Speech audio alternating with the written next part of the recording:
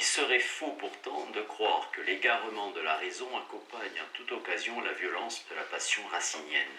Après Andromaque, Racine semble avoir préféré de plus en plus la peinture d'une déchéance lucide, qui se contemple elle-même avec désespoir et se sait sans remède. L'altération inconsciente du jugement, si elle marque un moment plus avancé peut-être dans l'anéantissement du moi héroïque, s'accompagne par contre d'un état d'irresponsabilité qui peut nuire à la profondeur du pathétique.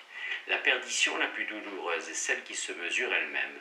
Déjà, Hermione et Roxane, les moins déprimées pourtant des héroïnes raciniennes, prennent plaisir à contempler leur infortune, à se retracer amèrement les mépris que leur faiblesse accepte. Ainsi Hermione. Le cruel, de quel œil m'a congédié, sans pitié, sans douleur, au moins étudié. L'ai-je vu se troubler et se plaindre un moment? En ai-je pu tirer un seul gémissement?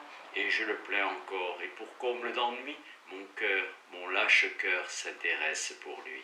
De même, Roxane, à qui la révélation soudaine de la défaite et du malheur découvre en même temps sa propre faiblesse. Tu ne remportais pas une grande victoire, perfide, en abusant ce cœur préoccupé qui lui-même craignait de se voir détrompé. Bajazet.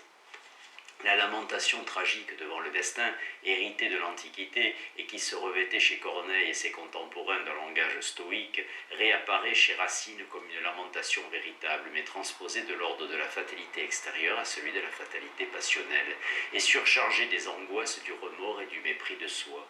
Pour l'orgueil du moi, la passion coupable est un aveu radical de misère, et cet aveu altérant jusqu'au rapport de l'homme avec l'univers peut atteindre l'intensité d'une angoisse métaphysique.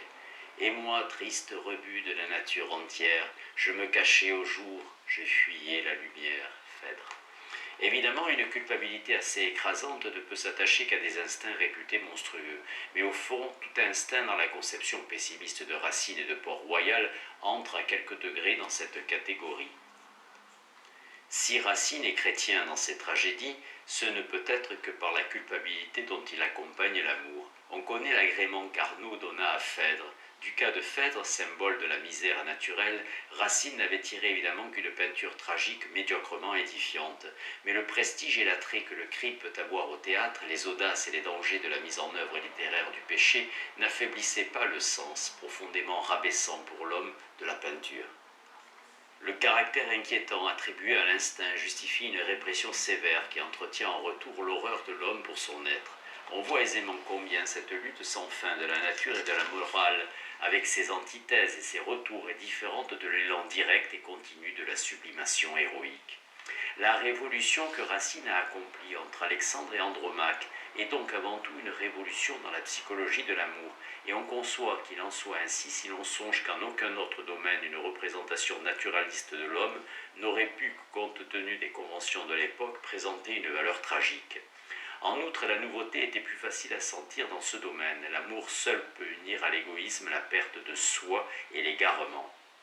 L'ambition garde toujours quelque lucidité, quelque estime d'elle-même, et il n'est pas facile d'y séparer ce que le désir a d'intéressé de ce qu'il y a de glorieux. C'est une affaire de nuance, en tout cas, au regard du contraste violent qui oppose par exemple, dans le domaine de l'amour, un Pyrrhus à un Sévère. Ainsi, c'est à la peinture de l'amour que Racine a surtout demandé le renouvellement du tragique. C'était par là qu'il pouvait saisir et surprendre le mieux le public. Mais le reste était trop important, l'ambition et l'orgueil avaient depuis trop longtemps droit de cité dans la tragédie pour qu'il pût échapper à la nécessité de les accommoder à l'atmosphère nouvelle qu'il avait créée.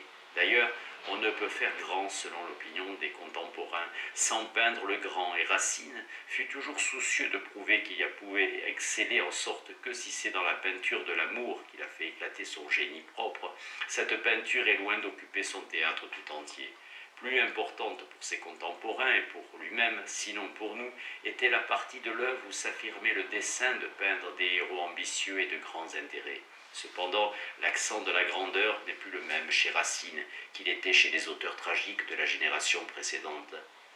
Il est intéressant d'observer de près dans cette différence l'altération du sublime héroïque. Les demi-teintes occupent une place immense dans le théâtre de Racine et n'ont pas moins d'intérêt que les nouveautés brutales.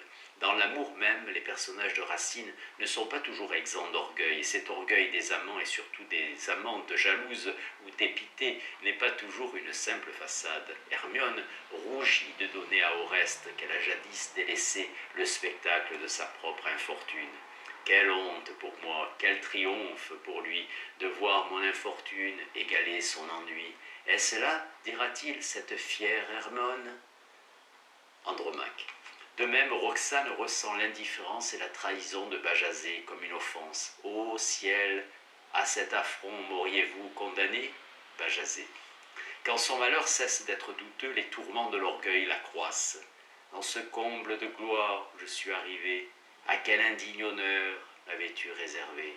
Traînerais-je en ces lieux un sort infortuné? Vil rebut d'un ingrat que j'aurais couronné? De mon rang descendu à mille autres égales, et la première esclave, enfin, de ma rivale. Mais la nouveauté réside en ce que cet orgueil n'est plus exaltant. C'est une blessure du moi à laquelle on pense toujours sans pouvoir la fermer. Les pensées d'orgueil sont là pour entretenir au moyen d'une honte cruelle et qui ne peut plus s'oublier que dans la violence le sentiment de la déchéance. L'orgueil n'est plus l'aiguillon de l'honneur, mais la mesure du déshonneur, semblable aux autres passions, violent et misérable comme elle. Il est rentré dans la nature. Il a suffi pour cela d'un changement de ton parfois imperceptible, d'une nuance que les contemporains, peut-être, ne saisissaient pas toujours clairement, mais qu'une oreille habituée au langage de la gloire ne pouvait pas ne pas ressentir, même sans se l'expliquer. Il ne s'en faut presque rien qu'il n'y ait du grand, disait saint Évremond d'Andromaque. Ceux qui veulent des beautés pleines y chercheront je ne sais quoi qui les empêche d'être tout à fait contents, dans une lettre à M. de Lyonne. C'était le sentiment général des ennemis de Racine. Il était insuffisant à leurs yeux plutôt que mauvais. Si l'on veut saisir de façon plus concrète en quoi consiste le changement, on trouvera que l'orgueil et l'ambition ont cessé de s'exprimer sentencieusement, c'est-à-dire de se connaître et de se décrire. Ils ne sont plus éclairés et soutenus par la conscience de soi, et c'est pour cela qu'ils ont cessé d'être exaltants. Rien de plus profond à cet égard que la parole de Vauvenargues. Les personnages de Corneille parlent enfin de se faire connaître. Les personnages de Racine se font connaître parce qu'ils parlent. Il faut entendre que les premiers veulent communiquer par le langage une image d'eux-mêmes que leur esprit connaît déjà, tandis que les seconds se découvrent dans leurs propos sans toujours se connaître. C'est tout l'abîme qui sépare la psychologie naturaliste du bel esprit héroïque et la force des faits de celle du sublime. À diverses reprises au cours de sa vie, dans Britannicus et dans Mithridate surtout, Racine a essayé d'écrire des tragédies où la peinture des grandes ambitions fut au premier plan. Dans Britannicus, l'intrigue amoureuse est au moins balancée par le duel d'ambition de Néron et de sa mère. Il ne faut pas négliger l'effet que pouvaient produire au XVIIe siècle surtout les apostrophes orgueilleuses d'Agrippine à Burrus, ou les affirmations impériales de Néron disputant à sa mère l'empire de l'univers. Mais on sent bien en quoi Agrippine diffère d'une ambitieuse cornélienne.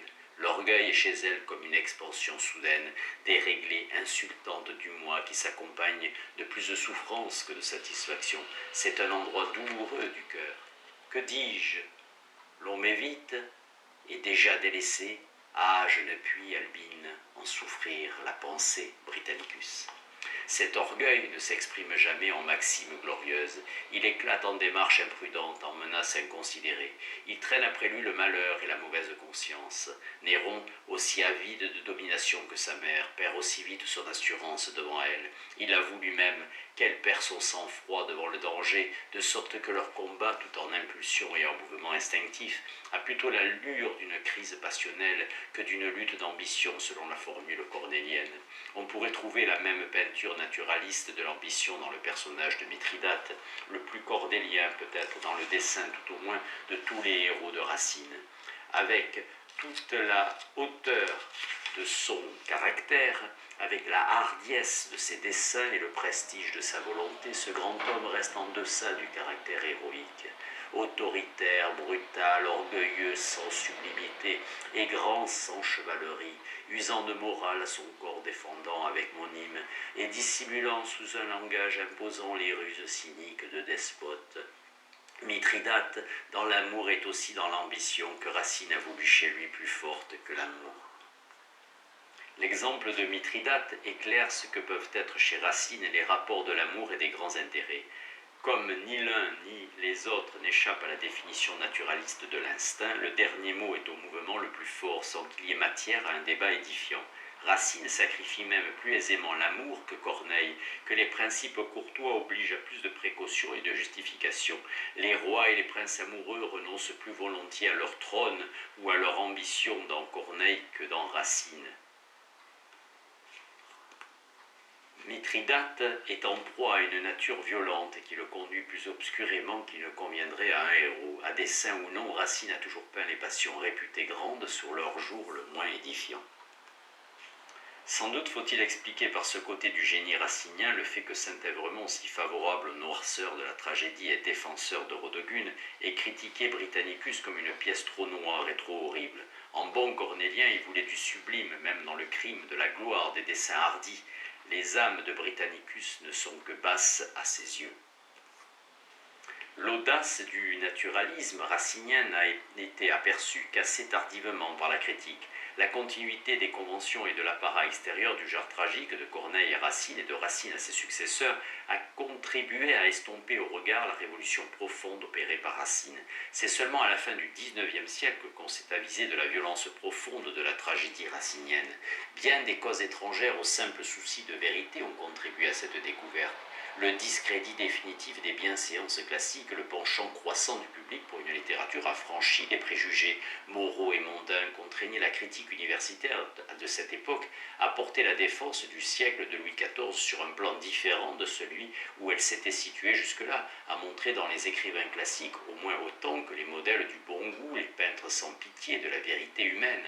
Le souci de trouver dans le classicisme même un substitut aux audaces du romantisme et du naturalisme est évident chez Brunetière, Jules Lemaître et leurs continuateurs.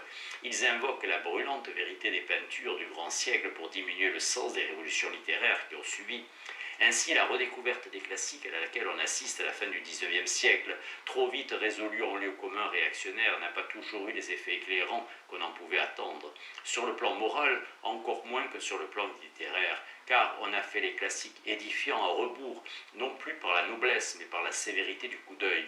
On a consenti à travers dans leurs ouvrages tant de cruelles vérités que pour autoriser du prestige de leur génie les dissertations les plus tendancieuses sur l'humanité éternelle et éternellement indigne d'estime, pour faire du réalisme classique un antidote aux enthousiasmes de l'humanisme révolutionnaire. Cependant, l'usage qu'on a pu faire dans la lutte des idées de cette interprétation du classicisme n'en affecte pas la valeur intrinsèque. Elle demeure en comme un moment impossible à négliger de la connaissance critique du siècle de Louis XIV. Et dans ce moment, nous sommes si bien inclus nous-mêmes que nous avons peine à imaginer la position qui a précédé celle-là. Elle a existé pourtant, elle a eu elle aussi ses évidences et sa certitude. Pendant près de 2 siècles, personne n'a senti la violence ou l'audace de Racine. Pour toute la période classique et au-delà jusqu'au XIXe siècle lui-même, Racine a représenté au contraire la correction fine, le goût allié à la vérité, le tempérament de l'art imposé aux passions de la nature. Vauvenargues, Voltaire, Sainte-Beuve, Taine admiraient ou critiquaient dans son œuvre toute autre chose que la violence. Et il n'avait pas entièrement tort en cela, car Racine n'a pas toujours fait régner la brutalité de la nature sur les ruines du sublime. En bien des cas, il s'est contenté d'adoucir, d'apprivoiser la gloire. Il a humanisé l'héroïsme, affiné l'orgueil, attendri le bel amour.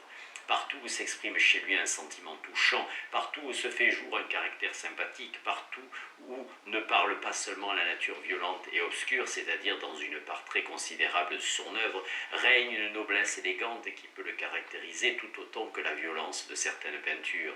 Andromaque, Hémonime, Bérénice et Iphigénie, Britannicus, Bajazet, Xipharès prolonge dans le grand théâtre racinien sous une forme plus délicate et plus naturelle l'atmosphère de l'Alexandre. À cette conception nouvelle de la noblesse morale, l'influence du naturalisme janséniste n'a plus guère de part. Ce n'est plus ici la nature au sens violent de Port-Royal, c'est le naturel au sens où l'on entendait à la cour. La soumission de la noblesse s'était accompagnée dans l'ordre moral d'une dégradation des valeurs héroïques, mais bien des restes persistent de l'ancien esprit dont on conserve les éléments les moins inquiétants pour le pouvoir, les plus compatibles avec l'abdication du vieil orgueil. Les valeurs aristocratiques s'accommodent autant sans se renier tout à fait. L'ancienne idée du beau moral se survit encore à la cour, mais comme le dehors bienséant la parure touchante de la vie réelle.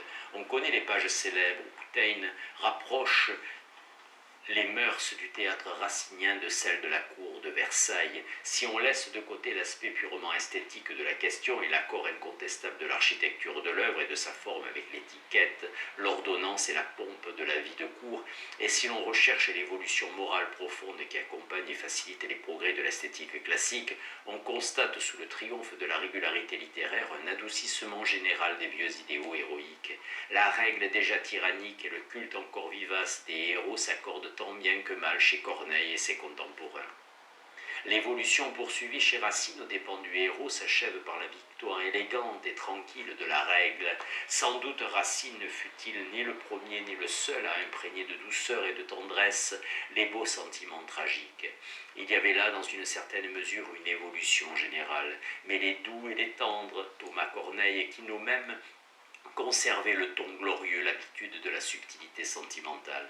Racine est le premier qui ait élaboré vraiment dans un sens plus naturel et plus moderne l'héritage romanesque. Ces personnages mettent dans l'héroïsme une réserve spontanée, une discrétion de style qui rompt avec les habitudes de la gloire et du bel esprit. Jamais le passage n'est coupé chez eux entre l'attitude héroïque et l'expression toute simple des mouvements du cœur. Le cas d'Andromaque, veuve exemplaire selon la tradition et la comparaison qu'on peut faire aisément entre elle et ses devancières, notamment la Cornélie de Pompée, le contraste de la rancune naturelle et de la fierté décente de l'une avec la haine éclatante et la jactance des autres. Cornélie de Pompée donne la mesure de l'originalité de Racine. Il arrive que ces personnages soient moralement au-dessus de la nature commune, mais l'écart n'est jamais miraculeux ou immodeste. Le bon goût que Vauvenargues lui attribue et qu'il refuse à Corneille, ce sentiment fin et fidèle de la belle nature. Ce n'est pas seulement chez lui un don esthétique, mais une nouveauté morale. C'est l'accommodation des vertus héroïques à l'atmosphère tempérée de la cour, où il convenait que rien dans l'individu ne s'éleva de façon trop éclatante au-dessus du commun. Racine est revenu sans cesse sur le thème si commun à cette époque de la jeune fille contrainte dans son amour par une autorité ou un intérêt supérieur à elle. C'est tout le sujet d'Iphigénie, de Bérénice et en grande partie celui de Mithridate. Mais s'il est vrai qu'Iphigénie, Bérénice et Monime ne s'abstiennent pas toujours au plus fort de leurs épreuves d'évoquer leur gloire comme la Pauline de Corneille, elles obéissent ou se révoltent sans orgueilleuse exaltation, sans subtilité et sans grandiloquence. Bérénice, délaissée, commence par des reproches où il y a plus d'amour que d'amour-propre, puis plus de désespoir que de colère, et enfin croyant comprendre qu'elle n'a pas cessé d'être aimée, et répugnant à répandre autour d'elle le malheur, se résigne d'une façon que Racine a voulu seulement touchante. Bérénice, Seigneur, ne veut point tant d'alarmes.